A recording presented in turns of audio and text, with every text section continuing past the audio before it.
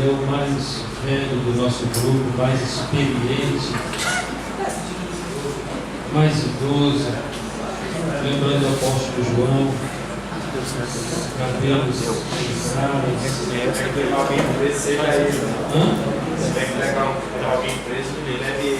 Se você procura, ele prende ele. Ele vai presidir esse momento da eleição. O irmão lá já pegou a assinatura, vocês repassou. Depois ele passa para a gente. E o pastor Celso vai dar a instrução e conduzir esse momento. Bom dia, irmãos e irmãs. Que a graça e a paz do Senhor continue sobre nós esta manhã. Amém? Amém. Antes de passarmos esse momento da eleição, gostaria de passar para os irmãos algumas orientações básicas aqui para a gente depois realizarmos a eleição. O texto que nós queremos ler rapidamente aqui está na primeira carta de Paulo a Timóteo, no capítulo 3, versículos de 1 a 13. Desculpa, se os irmãos quiserem acompanhar, as qualificações dos bispos e dos diáconos. Capítulo 3 de 1 Timóteo, do versículo 1 ao 13, diz assim: fiel é a palavra. Se alguém aspira ao episcopado, excelente obra almeja. É necessário, portanto, que o bispo seja irrepreensível, esposo de uma só mulher, temperante, sóbrio, modesto, hospitaleiro e apto para ensinar, não dado ao vinho, não violento, porém cordato, inimigo de contendas, não avarento, e que governe bem a própria casa, criando os filhos sob disciplina, com todo respeito. Pois se alguém não sabe governar a própria casa, como cuidará da igreja de Deus? Não seja neófito, para não suceder que se ensoberbeça e incorra na condenação do diabo. Pelo contrário, é necessário que ele tenha bom testemunho dos de fora, a fim de não cair no opróbrio e no laço do diabo. Semelhantemente, quanto a diáconos, é necessário que sejam respeitáveis, de uma só palavra, não inclinado a muito vinho, não cobiçosos de sorte da ganância, conservando o mistério da fé com a consciência limpa. Também sejam estes primeiramente experimentados, e se mostrarem irrepreensíveis, exerçam o diaconato. Da mesma sorte, quanto a mulheres, é necessário que sejam elas respeitáveis, não maldizentes, temperantes, fiéis em tudo. O diácono seja o marido de uma só mulher e governe bem os seus filhos e a sua própria casa, pois os que desempenham bem o diaconato alcançam para si mesmo a justa preeminência e muita intrepidez na fé em Cristo Jesus. Essas são as orientações do apóstolo Paulo aqui, né, a todos aqueles que almejam ser oficiais da Igreja do Senhor. E eu gostaria de dar algumas orientações também básicas para o presbiterato e o diaconato, né? Presbítero docente, presbítero regente e organização das comunidades locais. Artigo 5º da nossa Constituição, capítulo 2º da CIPV, diz assim: uma comunidade de cristãos poderá ser organizada em igreja somente quando oferecer garantias de estabilidade, não só quanto ao número de crentes professos, mas também quanto aos recursos pecuniários indispensáveis à manutenção regular dos seus encargos, inclusive as causas gerais. E aí completa o artigo dizendo o seguinte: e disponha de pessoas aptas para os cargos eletivos. Quem nos elege é o povo, sob a direção do Espírito Santo de Deus. O governo da Igreja Presbiteriana do Brasil. A Igreja Presbiteriana do Brasil adota o governo representativo para ela, para a Igreja, e isso é uma questão de doutrina. O governo da Igreja Presbiteriana é exercido por presbíteros. Note, presbítero, não diácono e nem outros. Daí vem o nome da denominação, que soa de modo bem diferente dos nomes de muitos outros ramos do segmento evangélico. Os presbíteros são chamados a exercer todos os cargos mais baixos e mais elevados, sempre como presbíteros, sem nenhuma titulação complementar, honorífica ou por causa dela. E se tiver alguma dúvida, os irmãos quiserem perguntar, pode levantar a mão que eu dou a palavra. Tudo bem? O vocábulo do presbítero é de origem grega. Na Grécia, O seu sentido literal era o homem mais vivido, mais antigo em idade, aquele que chefiava a família, o clã e até a tribo. Era um patriarca. O povo israelita adotou a palavra ancião com o mesmo sentido de presbítero, como se acha na palavra de Deus na Bíblia. Por isso cremos que a função presbiterial é de origem divina, porque Deus lhe deu incumbência na administração do seu povo. Eles aparecem recebendo ordens divinas ainda no cativeiro egípcio, lá em Êxodo capítulo 3, 18. Depois, quando o povo peregrinava rumo à terra prometida, em Números capítulo 11, versículos de 16 e 17, e Deus os organizou em corporação. Era a geração sem forma do presbítero. E foi essa ordem que prevalece até os dias de hoje. E foi assim também que tomou forma o serviço dos que até então eram mestres e oficiais do povo nas mãos de Deus. Seguindo na tradição, o presbítero governa a igreja de Deus. Ele faz parte do concílio local e tem assento nos demais organismos nacionais da igreja. Há duas categorias de presbítero: o presbítero docente e o presbítero regente. A primeira, que é o presbítero docente, se refere ao ministro. Na segunda, o presbítero regente, aos leigos, esses que vão ser eleitos daqui a pouco. Cabe ao pastor docente, o pastor, ministro, reverendo, com exclusividade, ministrar os sacramentos, impetrar a bênção apostólica e oficiar o casamento com efeito civil e religioso. A autoridade de governar não reside no presbítero ou no pastor sozinho. O pastor não governa sozinho, nem o presbítero governa sozinho, mas sim no colegiado, ou seja, no conselho, formalmente, com lavratura de atas. As atribuições específicas para a junta diaconal e para os oficiais individualmente, previsto na palavra de Deus, no texto que nós vemos aqui, e também na nossa Constituição de Fé.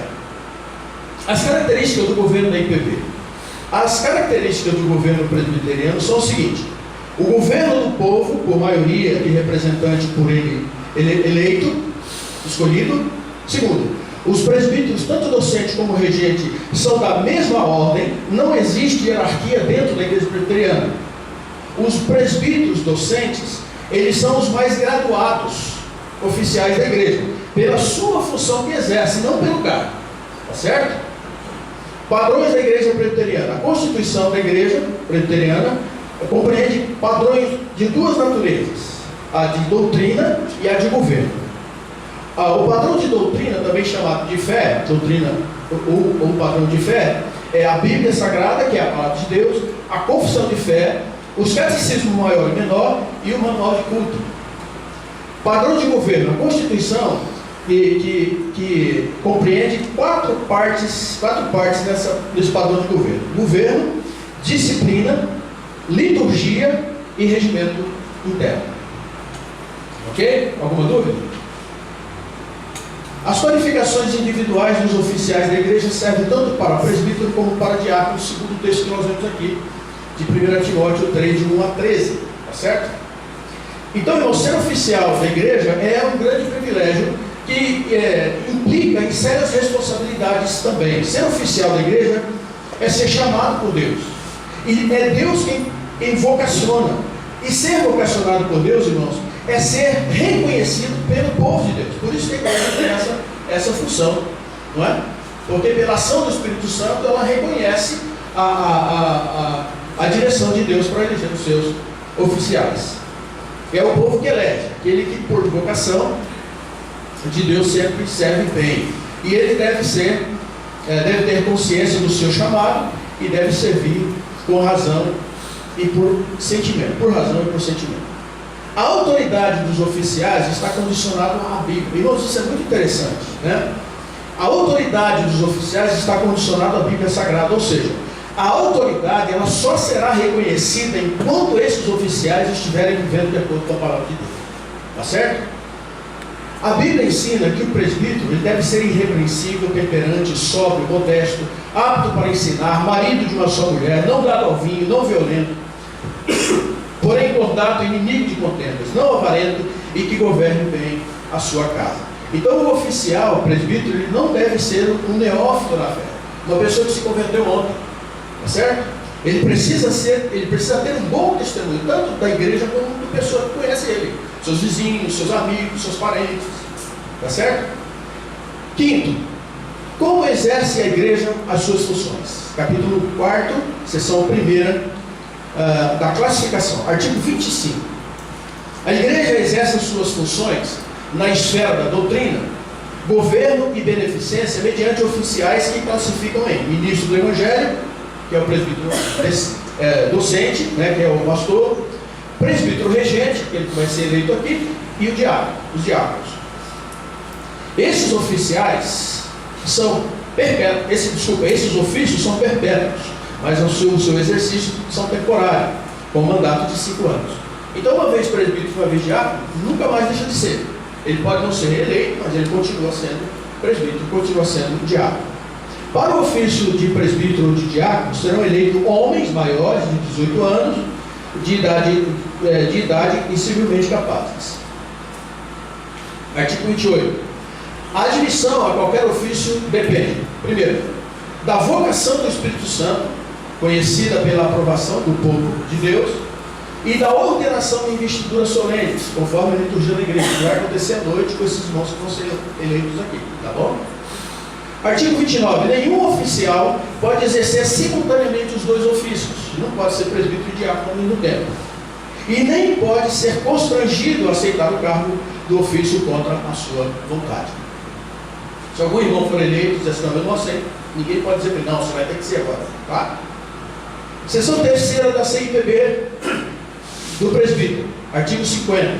O presbítero regente é o representante imediato do povo, por esse eleito e ordenado pelo conselho, para juntamente com o pastor exercer o governo e a disciplina, zelar pelos interesses da igreja a que pertence, bem como pelos de toda a comunidade, quando para isso eleito ou designado. Artigo 51. Compete ao presbítero levar ao conhecimento do pastor as faltas que não puder corrigir por meio de administrações particulares, como ensina Mateus capítulo 18. Segundo, auxiliar o pastor no trabalho de visitas. Terceiro, instruir os neófitos, consolar os aflitos, cuidar da infância e da juventude.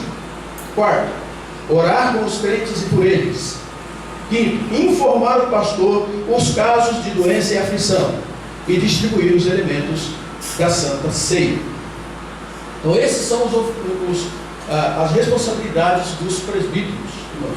É interessante, vamos frisar aqui, que o presbítero não é fiscal do pastor, não, tá? Em muitas igrejas, infelizmente, isso acontece. Por isso que há brigas, há contendas, há divisões. O presbítero ele não é fiscal do pastor. Ele não tem que ficar fiscalizando o que o pastor fez ou deixou de fazer. Não é? Claro que o padrão é aquele lá da palavra de Deus. Até o momento em que ele for fiel à palavra de Deus, ele é digno de respeito, de honra e de todo cuidado. Mas se sair fora da palavra, aí já é outra história. Mas enquanto ele estiver dentro da palavra, ele tem que ser tratado dessa forma. Tá bem? Então o presbítero é auxiliar do pastor, ele é amigo do pastor, tem que falar a mesma língua do pastor. Passamos já por muitos problemas por causa disso. Porque o presbítero acha que é fiscal do pastor e tem que arrebentar às vezes com a vida do pastor. Então, os irmãos, por favor, tenham cuidado com isso, tá bom? Tomar parte na ordenação de ministros oficiais e representar o conselho ao presbitério e esse no sínodo e no Supremo Conselho. Artigo 52. O presbítero tem nos concílios da igreja autoridade igual à dos ministros. Artigo 53. O diácono é o oficial eleito pela igreja, ordenado pelo conselho, para, sob a supervisão deste, dedicar-se especialmente a, primeiro, a arrecadação das ofertas para fins piedosos. B, os cuidados dos pobres, doentes e inválidos. C, a manutenção da ordem e reverência nos lugares reservados ao serviço divino. E D, exercer a fiscalização para que haja boa ordem na casa de Deus e em suas dependências. Artigo 54. O exercício do presbítero e do diácono limita-se ao período de 5 anos, que poderá ser renovado. Venceu 5 anos, pode ser reeleito. Parágrafo 1º. 3 meses antes do término do mandato, o conselho fará proceder à eleição, à nova eleição. Parágrafo 2º. Fim do mandato do presbítero e não sendo reeleito, ou tendo sido exonerado a pedido, ou ainda por haver mudado de residência que não lhe permita exercer o cargo, ficará em disponibilidade podendo, entretanto, quando convidado, participar. Né? Então, o presbítero venceu o seu mandato, ou ele muda para outro lugar, para outra igreja, ele continua presbítero, só que ele não vai ser mais o presbítero atuante, participando do conselho. Mas se um dia um presbítero faltar, o pastor pode requerer o trabalho dele para qualquer coisa, para distribuir ceia, ou para fazer um outro trabalho que o conselho determina. Ok?